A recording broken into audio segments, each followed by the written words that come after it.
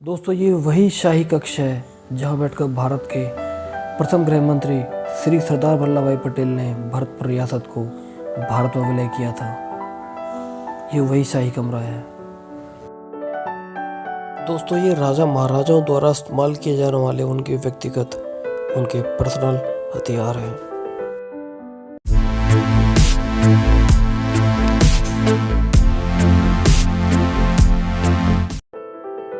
दोस्तों एक बार फिर से स्वागत है आपका हमारे चैनल द सिंह ब्लॉग्स पर। दोस्तों आज हम आपके लिए एक नई जगह, एक नई प्लेस को एक्सप्लोर करने के लिए आए हैं।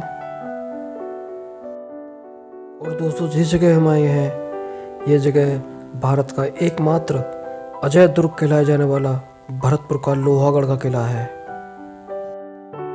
दोस्तों ये तो हर कोई जानता है कि भरतपुर का जो लोहागढ़ का किला है इसे जाट महाराजा सूरजमल ने बनवाया था।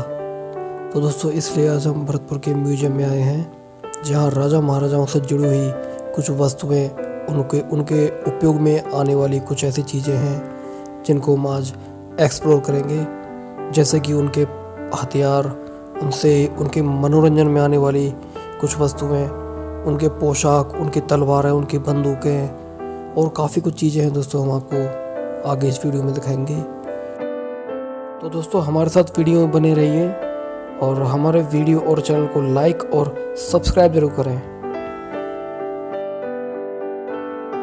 दोस्तों जिस जगह हम खड़े हैं यह कभी राजा महाराजाओं का दरबार हुआ करता था, जहां राजा महाराजा अपनी प्रजा की शिकायतें सुनते थे और उनका निवारण करते थे। दोस्तों ये शाही दरबार की शाही गद्दी है जहां राजा बैठकर अपनी प्रजा की बातें सुनते थे। दोस्तों ठीक इस दरबार के सामने एक छोटा सा बगीचा है जहां कुछ झरने लगे हुए हैं और कुछ पेड़ लगे हुए हैं जो दिखने में काफी सुंदर है। दोस्तों इस महल की दीवारों और खंभों पर जो महीन कलाकृति की गई है वो उस दौर के वास्तु कलाकारों के बेजोड़ काम को दिखाता है, दर्शाता है और ये दिखाता है कि बिना कुछ आधुनिक सुविधाओं के वो कितना बारीक, सटीक और बेहतरीन काम किया करते थे।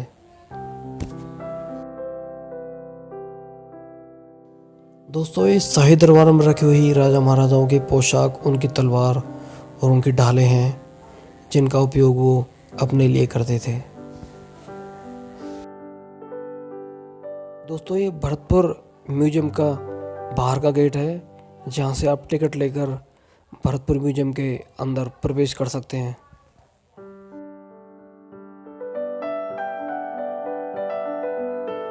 दोस्तों म्यूजियम में प्रवेश करते ही सबसे पहले आपको शाही कढ़ाई दिखाई देगी और दोस्तों इस कढ़ाई के आकार से ही आप जान सकते हैं कि इस कढ़ाई में 100, 200, 400 नहीं, कम से कम 1000 लोगों का खाना बनता होगा। जैसे कि सैनिकों के लिए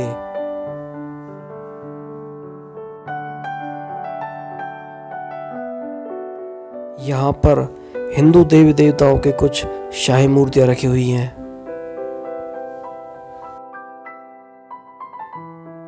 दोस्तों ये हाथी दांत और मोतियों से बना हुआ शाही चौपड़ है जिसे आज हम लूडो के नाम से जानते हैं।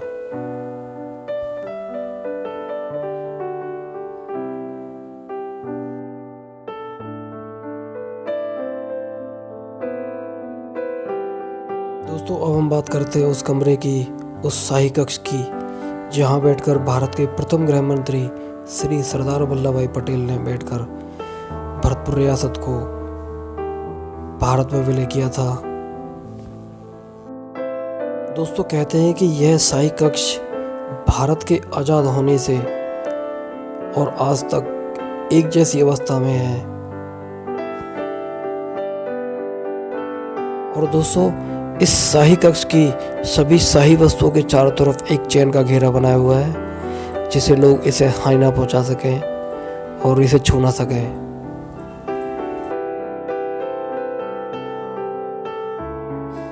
दोस्तों ये राजा महाराजाओं के लिए यूज में आने वाले हाथ के पंखे हैं।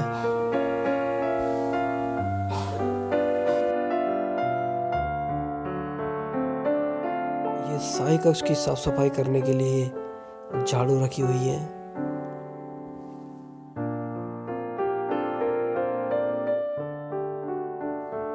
दोस्तों अब हम आपको दिखाने जा रहे हैं उस दौर में यूज किए जाने वाले रोशनी के उपकरण, क्योंकि दोस्तों पहले के दौर में लाइट की व्यवस्था इतनी अच्छी नहीं थी।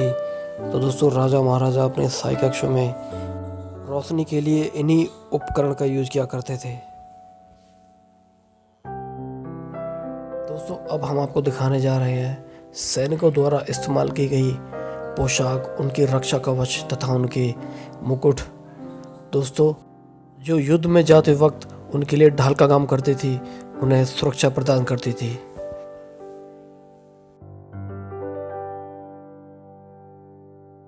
दोस्तों ये राजा महाराजाओं द्वारा इस्तेमाल किए जाने वाले बर्तन हैं, जिन्हें वो अपने लिए खाने और पीने के लिए इस्तेमाल करते थे।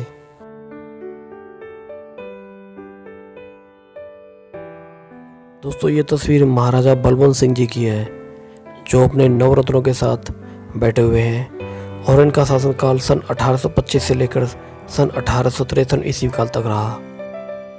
दोस्तों ये राजा महाराजाओं द्वारा इस्तेमाल किए जाने वाले उनके व्यक्तिगत, उनके पर्सनल हथियार हैं, जिन्हें वो अपने शौक के लिए इस्तेमाल करते थे। इनमें से कई हथियार तो सोने के धातु से भी बने हुए हैं। दोस्तों ये सैनिकों के द्वारा इस्तेमाल की जाने वाली बंदूकें हैं। दोस्तों इन बंदूकों की एक खास बात यह थी दोस्तों कि ये बंदूकें वजनी होने के साथ साथ इनकी लंबाई भी बहुत अधिक थी। इनका इस्तेमाल आम जगह या हर जगह नहीं किया जा सकता था। इनका इस्तेमाल सिर्फ महलों के चारों तरफ बने दीवारों के झरोखे से किया जाता था। उन झरोकों में इन बंदूकों को डाल दिया जाता था, जिससे दुश्मनों को ये बंदूकें दिखाई नहीं देती थी, क्योंकि इन बंदूकों की जो नाल है वो काफ़ी पतली और बारीक होती थी, जिससे सटीकता से दुश्मनों पर हमला किया जा सकता था। दोस्तों ये युद्ध में इस्तेमाल किए जाने वाले तोप के गोले हैं और हर एक गोला काफ़ी वजनी है।